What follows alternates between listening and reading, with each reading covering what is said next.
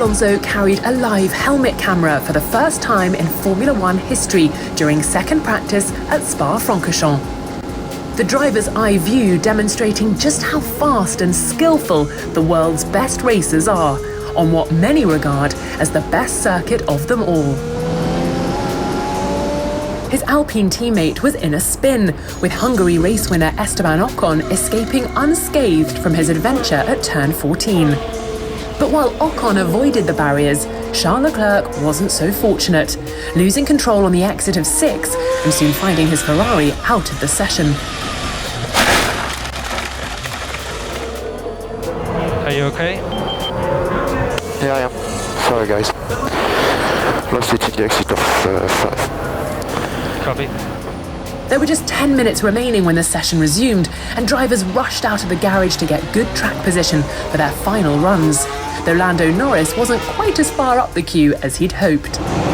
Not quite the position I had in mind. Apologies about that. Yeah, I was going to say. You were going to say something like that. Like first or second in the queue. Yeah. Nailed it. With heavy showers forecast for the rest of the weekend, the pressure was on to maximise dry running. But the session wouldn't reach its full distance, as title contender Max Verstappen lost control on the exit of turn 7. Damage to the right rear of his Red Bull meant he was unable to continue, and more red flags brought the session to a stop. It's finished. Okay, copy. Ignition 1 and then 0. Suddenly lost the rear. Copy that. But despite the crash, Verstappen remained top of the leaderboard with a 144.472, Valtteri Bottas and Lewis Hamilton hot on his heels and setting their best times on the slower, medium compound tyres.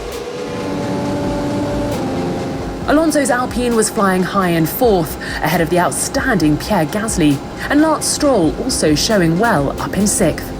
Ocon was 7th despite his spin, and Sebastian Vettel 8th on a strong day for both Alpine and Aston Martin.